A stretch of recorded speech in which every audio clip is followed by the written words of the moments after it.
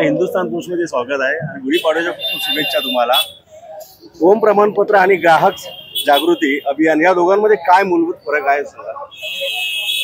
ओम प्रतिष्ठानची स्थापना आपण वर्षभरापूर्वी केली आणि त्याच्यामध्ये आपण अनेक व्यावसायिकांना त्यांची नोंद करतो आहोत। म्हणजे तो विक्रेता असेल, हॉटेल असेल किंवा सेवा देणारे असतील, म्हणजे प्लंबर आहे, इलेक्ट्रिशियन आहे, अशा सगळ्यांना आपण ओम प्रमाणित करतो आहोत। पण आता हिंदू ग्राहकांना सुद्धा जागृत करण्यासाठी हिंदू जागृती अभियान आपण सुरू केलेलं आहे, हिंदू ग्राहक जागृती अभियान, ज्याद्वारे आपला एक प्रचंड मोठा ग्राहकांचा डेटाबेस तयार होईल आणि ज्याचा उपयोग पर्यायानं व्यावसायिकांनी होईल की एखाद्या भागामध्ये किती हिंदू आहेत, किती ग्राहक आहेत, त्यानुसार त्यांच्या व्यवसाय वृद्धीसाठी त्याचा लाभ होईल।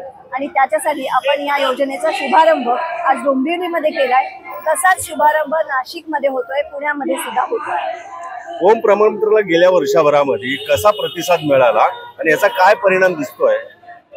प्रतिसाद खूप चांगला मिळतो आहे।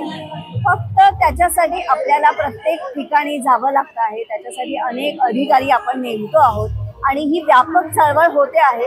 पण हिंदूंनी आणखी मोठ्या प्रमाणात जागृत होण्याची गरज आहे असं मला या निमित्ताने नक्की सांगावंसं वाटतं। आधीच ओम प्रमाणपत्र असताना हे नवीन अभियान सुरू करावेसे का वाटलंय? हे ग्राहक जागृती अभियान आहे की अजूनपर्यंत ओम प्रमाणपत्राविषयी फारशी लोकांना माहिती नाही किंवा आपले धोके काय आहेत ते माहिती नाही। हिंदूंना आपल्या धोक्यांची जाणीव व्हावी यासाठी हे ग्राहक जागृती अभियान आपण सुरू केलं आहे।